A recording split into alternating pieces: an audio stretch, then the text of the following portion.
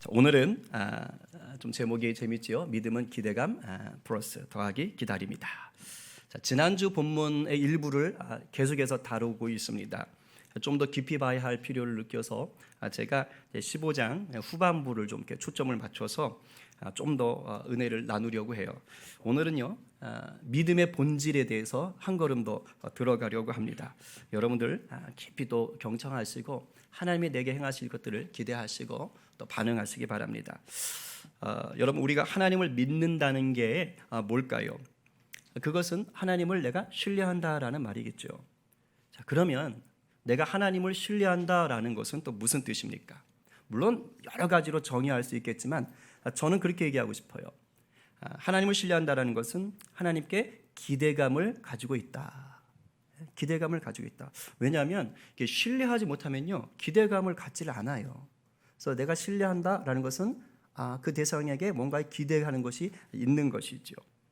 그래서 하나님을 믿는다, 하나님께 대한 기대감이 있다, 하나님이 행하실 일에 대한 기대감이 있다. 이것이 바로 하나님께 대한 믿음이 있다. 이런 말로 우리가 생각할 수 있어요. 그런데 아쉬운 건 뭐냐? 이 하나님을 향한 기대감, 하나님이 행하실 일에 대한 기대감을 한결같게 이게 유지하기가 어려워요. 그러니까 믿음이 한결같기가 어렵다는 말씀이죠. 왜일까요? 그건요, 하나님의 생각과 내 생각 사이에 간격이 있어서 그래요. 하나님에 대한 기대감, 이 믿음을 좀 이렇게 항상 충만하게 유지하고 싶지만 이게 잘 안 돼요. 그것은 바로 생각의 간격 차이가 있어요. 이미 하나님은 이사야서 우리가 잘 아는 55장 8절에서 우리와 하나님 사이에 이 생각의 간격, 행하심의 간격이 있다는 것을 분명하게 말씀해 주셨어요.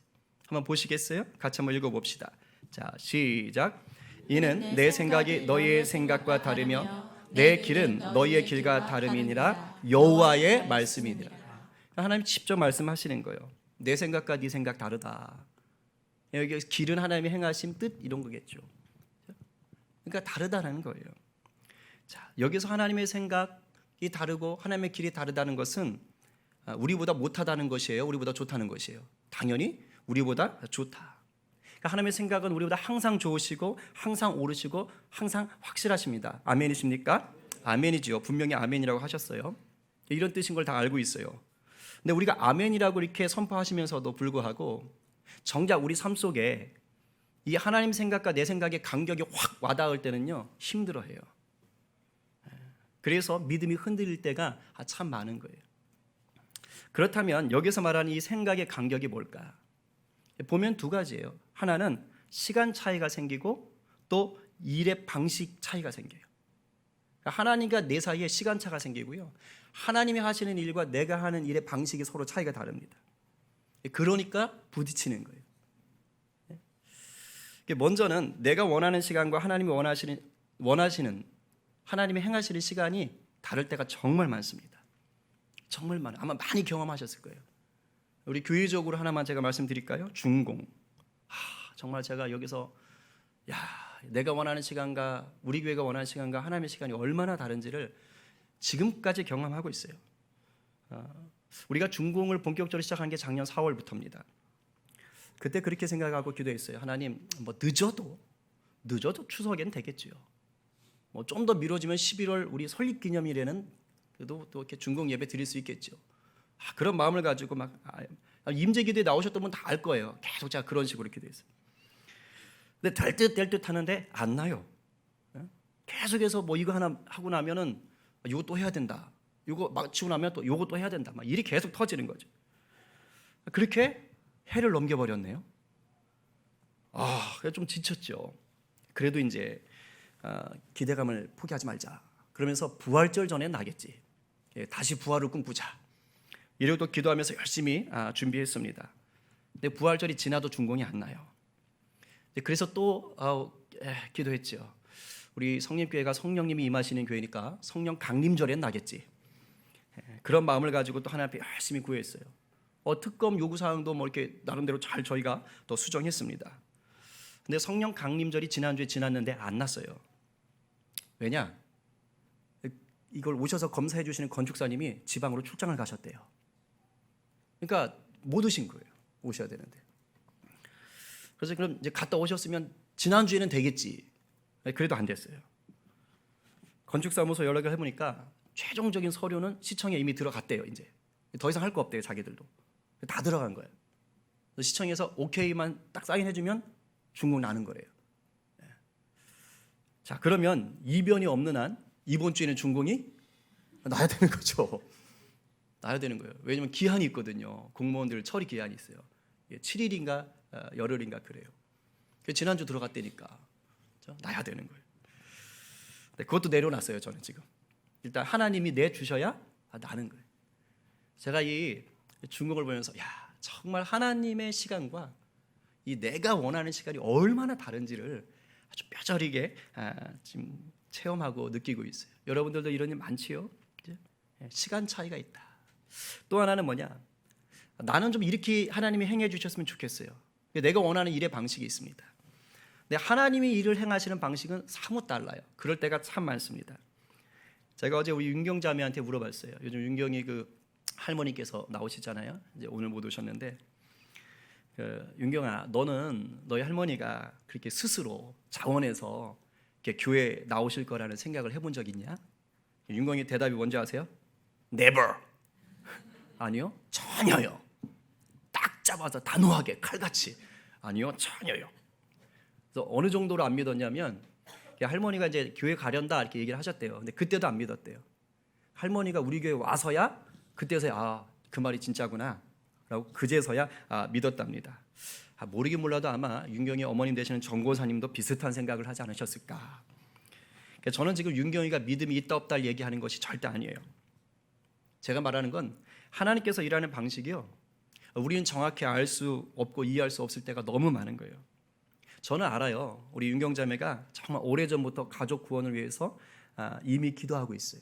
제가 알고 있죠. 그렇죠?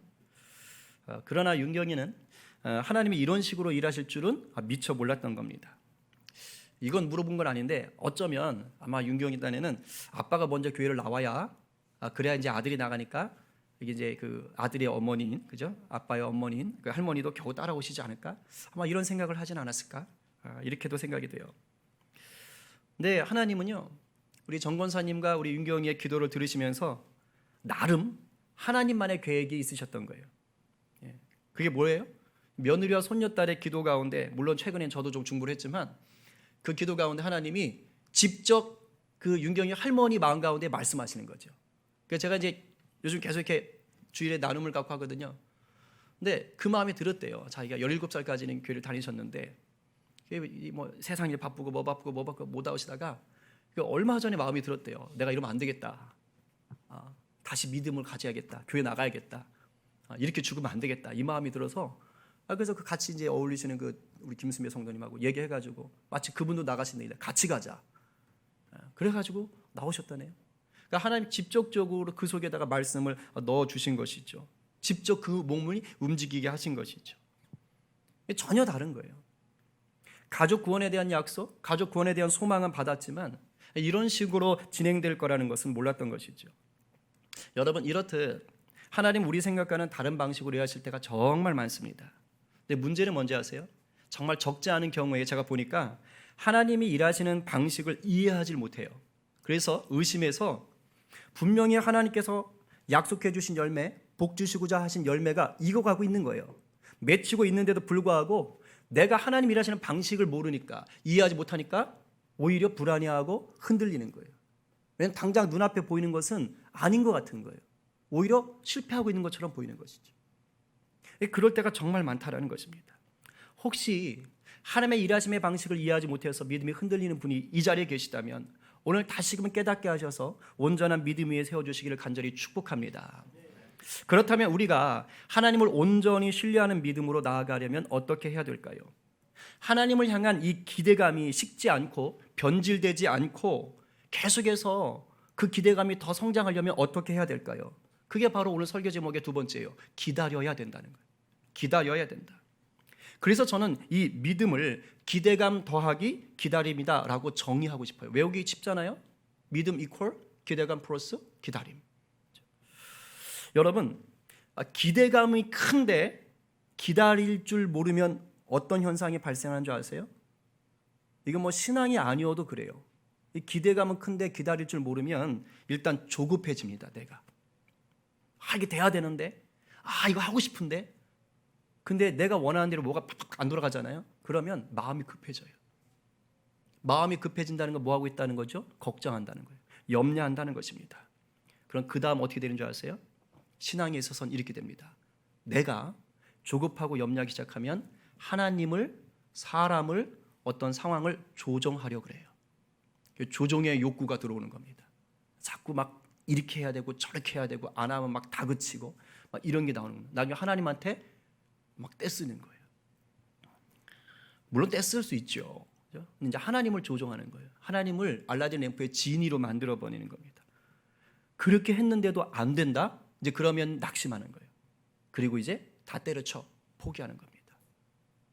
그리고 그게 어떻게 되죠? 믿음에서 등 돌리고 떠나게 됩니다.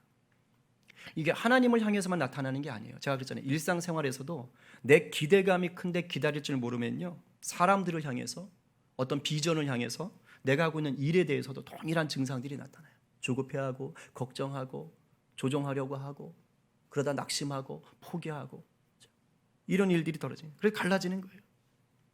그렇기 때문에 오늘날 믿음 생활을 하는 우리에게 정말 필요한 영적인 덕목이 뭐냐? 기다림입니다. 기다림. 이 시대가요, 갈수록 이 기다리는 걸 못하게 만들어요.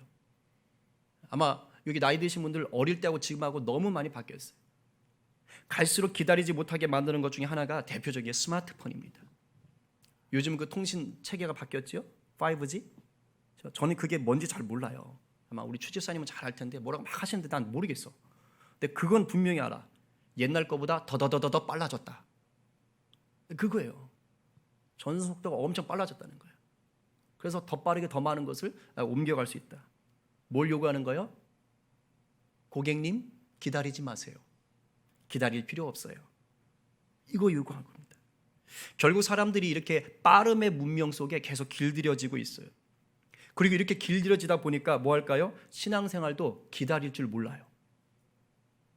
문화 자체가 너무 빠른 걸 요구하니까. 그래서 하나님의 약속도 속전속결로 이루어져야 돼요. 하나님 약속하셨어? 복 주신다고 그랬어? 그럼 빨리 끝나야 돼, 빨리. 그래서 어제 기도했으면 오늘 열매가 맺혀야 돼. 이런 식으로 우리는 기도하는 거예요. 그러나 아까 이사야 55장 8절 말씀처럼 내가 아무리 원하고 바라고 기도를 해도요, 하나님의 생각과 내 생각이 다르기 때문에 내 뜻대로만은 되지 않습니다. 어떨 때는 될 수도 있어요. 자기도 놀라죠. 기도했는데 바로 응답받아가지고 어머 세상에. 그럴 때도 있죠. 그러나 많은 경우, 정작 내가 중요하게 생각하는 경우는요, 그렇지 못할 때가 많습니다.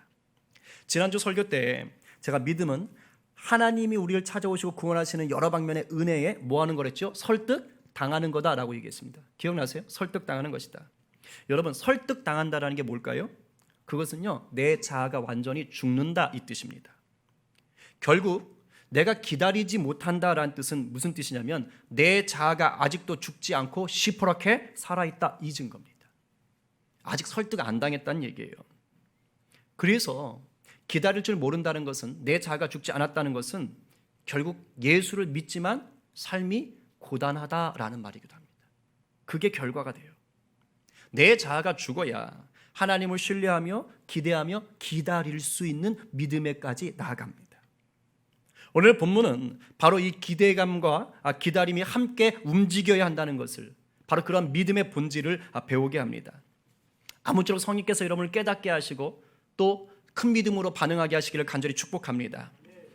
오늘 본문 13절부터 16절을 보면은요, 뭔가 전체 내용에서 이게 방해가 되는 것 같아요. 뭔가 잘 안 어울려요. 왜냐하면 하나님께서는 지금 아브라함과 은혜의 언약식을 맺는 상황이거든요. 그런데 그 앞에서 바로 뭐 하는 거예요? 김 빠지는 소리를 하는 것처럼 들려요. 오늘 읽지는 않았지만 지난주 본문에 7절에 보면 하나님이 아브라함 너에게 땅을 주겠다라고 분명히 약속했어요. 너에게 땅을 주겠다. 그래서 8절에 보면 아브라함이 그래요 하나님? 하고 이제 질문을 해요. 그게 뭡니까? 그가 이르되, 아브라함이 이르되 주 여호와여 내가 이 땅을 소유로 받을 것을 무엇으로 알리이까? 하나님이 너에게 땅을 주겠다고 했더니 아브라함이 지금 믿음으로 궁금해서 묻는 거예요. 그래서 정말요? 그 기대감이 생긴 거예요. 그러면 저한테 땅을 주신다는 것을 어떻게 할 수 있습니까? 지금 아브라함은 자기 소유예요. 자기한테 집중하고 있는 것입니다. 그리고 이 질문에 대해서 하나님이 이제 답을 하시는 겁니다. 그 답이 뭡니까? 바로 언약식인 거예요. 당대의 저주의 언약식을 하나님이 무슨 언약식으로 바꿨다고 그랬습니까? 은혜의 언약식으로 바꿨다고 지난주 말씀드렸죠. 왜요? 같이 가지 않았어요. 아브라함 재우고 하나님이 홀로 가셨어요. 너 못 지킬 거 알아. 내가 지킬게. 내가 지킬 테니까, 내가 맹세할 테니까 너는 그냥 내 약속을 누려라. 놀라운 은혜지요. 하나님이 이 맹세를 통해서 언약을 한 거예요. 약속한 겁니다. 그리고 그 다음 내용이 뭔 겁니까? 그 언약식 한 다음에 오늘 읽었던 바로 후반부 뭐가 나와요? 10고울이 나와요. 10고울. 가나안 땅에 살고 있는 10족속에 대해서 얘기해 주시는 겁니다. 그러니까 내가 너랑 맹세했다, 약속했다, 그러고 이 땅 줄게. 이렇게 말씀하시는 거예요. 자, 보세요. 지금 아브라함이 자기가 받을 땅을 생각하고 질문을 했어요. 그럼 최고의 답은 뭡니까? 하나님이 언약식을 하셨으면 이제 그 다음에 이 10골 너한테 주마. 이러면 최고의 좋은 답이 되는 것이죠. 근데 그 사이에 뭐가 끼어드는 거예요? 13절부터 16절이 팍 끼어든 거예요. 뭔가 찜찜해요. 왜냐하면 이 13절부터 16절 때문에 하나님 주시겠다는 10족속이요 아브라함께 아닌 게 됩니다. 한번 보세요. 뭐라 되어 있냐? 네 자손에게 이렇게 되어 있어요. 너에게 10골 준다고 하지 않아요. 네 자손에게. 분명히 7절에선 너에게 이 땅을 주겠다 해놓고 하나님께서 18절로 넘어가면은 내 자손에게 이 10족속을 주겠다라고 바뀌어버려 있습니다. 13절부터 16절 때문에 그래요. 뭔가 좋은 것 같으면서도 뭔가 나쁜 것 같은 아주 애매한 약속을 중간에 슬쩍 집어넣으셨습니다. 우리 다시 한번 읽어볼까요? 여러분 한번 검토해 보세요. 자, 13절부터 16절까지 자 꼼꼼하게 자 시작.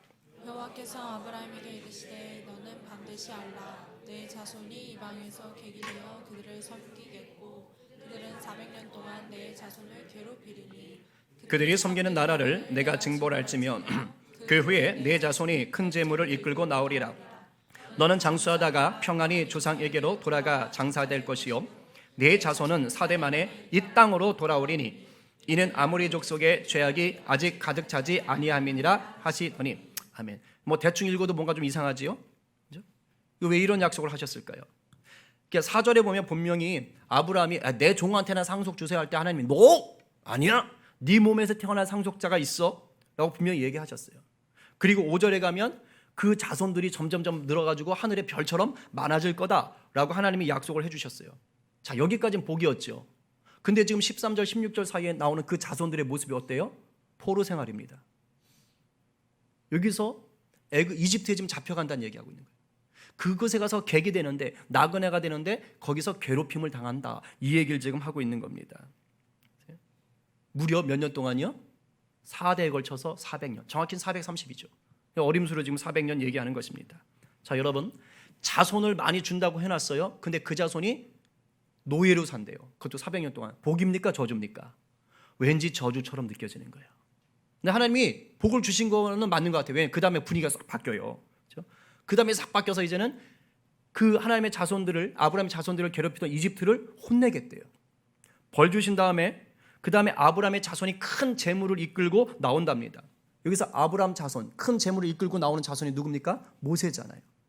모세가 이스라엘 백성들을 이끌고 이제 출애굽을 하는 거예요. 그때 나올 때 이집트 사람들에게 이 귀중품, 폐물들을 다 받아옵니다. 하나님이 그렇게 하라고 하셨거든요. 그것도 다 줘요. 그래서 부자가 돼서 나오는 겁니다, 지금. 자, 이렇게 보면 또 축복이지요. 그러니까 지금 하나님이 이 안에서 뭐 하는 거예요? 병 주고 약 주고 다 하고 계시는 겁니다. 근데 정작 뭐가 빠져 있어요? 아브라함에게 주겠다는 땅이 아브라함한테는 안 가요. 이걸 보면 아브라함한테 주시겠다고 했던 그 땅은요 아브라함에게 안 가요. 너는 정말로 네 땅이 없다 이렇게 되는 것입니다. 분명히 아브라함이 방금 전에 내가 받을 땅이 있다는 걸 어떻게 알지요? 근데 하나님이 너 땅 없다 이렇게 해버리는 거예요. 얼마나 황당하겠어요.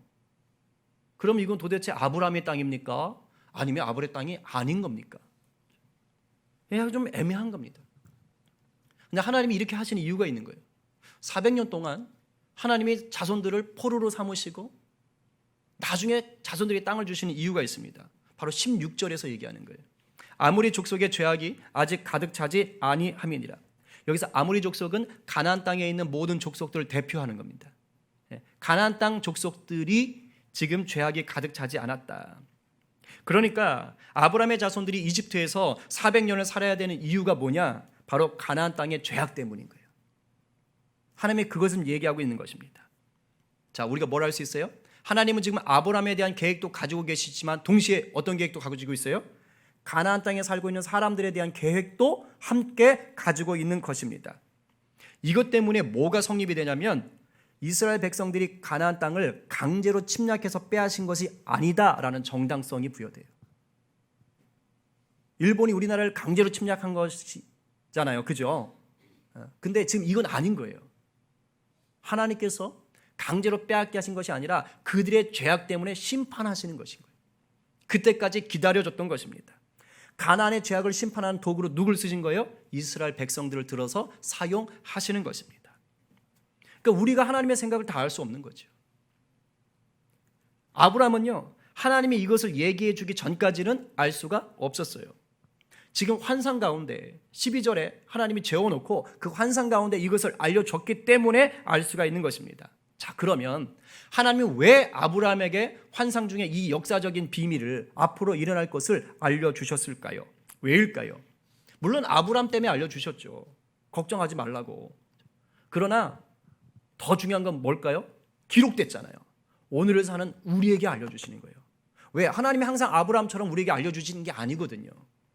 내가 이렇게 할 거니까 너 걱정하지 마, 이렇게 얘기하지 않으세요. 대부분은 몰라요. 그래서 우리는 뭘 통해 아는 겁니까? 기록된 말씀을 통해서 아하, 하나님이 이렇게 일을 하시는구나 라는 것을 믿으라는 것입니다. 믿음의 본질을 이 사건을 통해서 우리에게 알려주시고 싶은 거예요. 뭐예요? 하나님이 주신 약속을 믿는 그 믿음, 그 약속을 하신 하나님을 믿는 믿음이 어떠해야 되는가, 그것을 얘기하는 것입니다. 바로 이 믿음이 뭐라고요? 내 생각과 다르게 일하시는 하나님, 내 생각보다 크고 놀랍게 일하시는 하나님을 기대하고 기다려야 된다. 이걸 지금 보여주고 싶은 것입니다.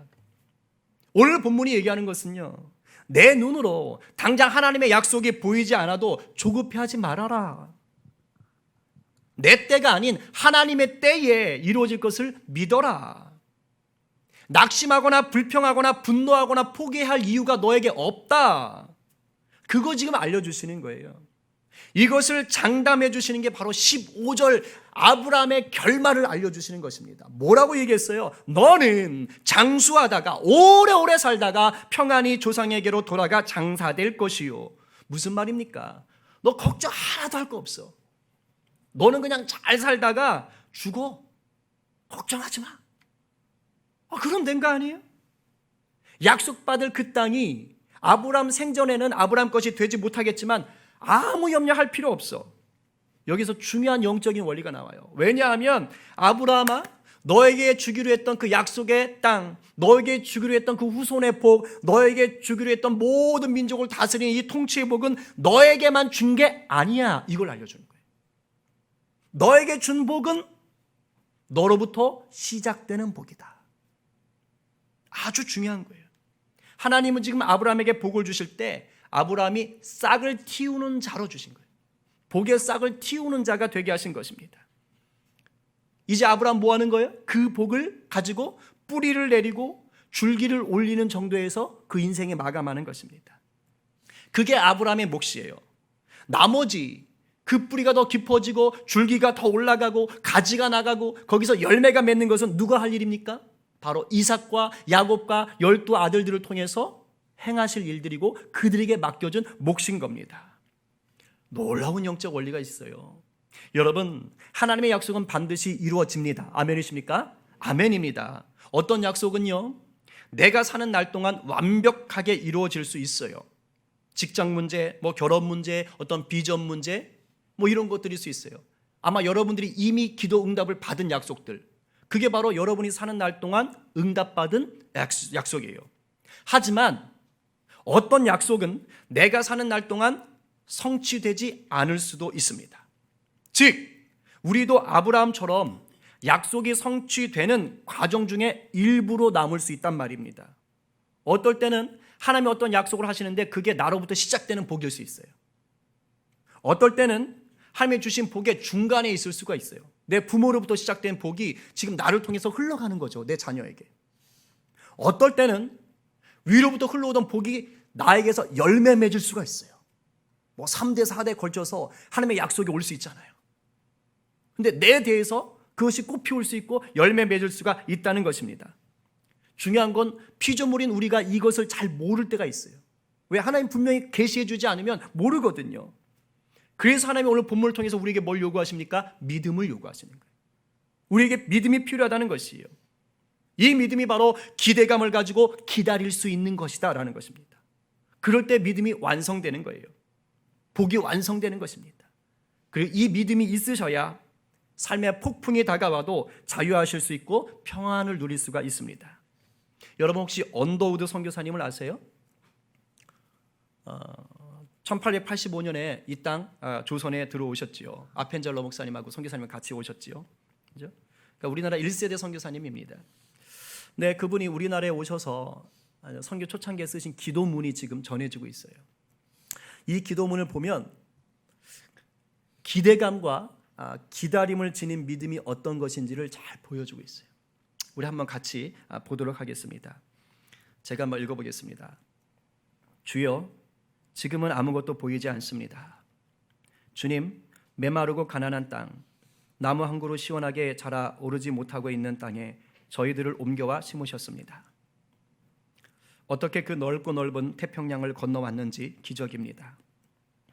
주께서 붙잡아 뚝 떨어뜨려 놓으신 듯한 이곳, 지금은 아무것도 보이지 않습니다. 보이는 것은 고집스럽게 얼룩진 어둠뿐입니다. 어둠과 가난과 인습에 묶여있는 조선 사람뿐입니다. 그들은 왜 묶여있는지도 고통이라는 것도 모르고 있습니다. 고통을 고통인 줄 모르는 자에게 고통을 벗겨주겠다고 하면 의심부터 하고 화부터 냅니다. 조선 남자들의 속셈이 보이지 않습니다. 이 나라 조정의 내심도 보이질 않습니다. 가마를 타고 다니는 여자들을 영영 볼 기회가 없으면 어쩌나 합니다. 조선의 마음이 보이지 않습니다. 그리고 저희가 해야 할 일이 보이지 않습니다. 자, 여기까지는요, 약속의 절망 상태입니다. 절망 상태, 완전 절망이죠. 그러나 반전이 일어나요. 그러나 주님 순종하겠습니다. 겸손하게 순종할 때 주께서 일을 시작하시고 그 하시는 일을 우리들의 영적인 눈이 볼 수 있는 날이 있을 줄 믿습니다. 믿음은 바라는 것들의 실상이요 보지 못하는 것들의 증거니 라고 하신 말씀에 따라 조선의 믿음의 앞날을 볼 수 있게 될 것을 믿습니다. 지금은 우리가 황무지 위에 맨손으로 서 있는 것 같사오나, 지금은 우리가 서양 귀신 양귀자라고 손가락질 받고 있사오나, 저들이 우리 영혼과 하나인 것을 깨닫고 하늘나라의 한 백성 한 자녀임을 알고 눈물로 기뻐할 날이 있음을 믿나이다. 지금은 예배드릴 예배당도 없고 학교도 없고 그저 경계, 의심과 멸시와 천대함이 가득한 곳이지만 이곳이 머지않아 은총의 땅이 되리라는 것을 믿습니다.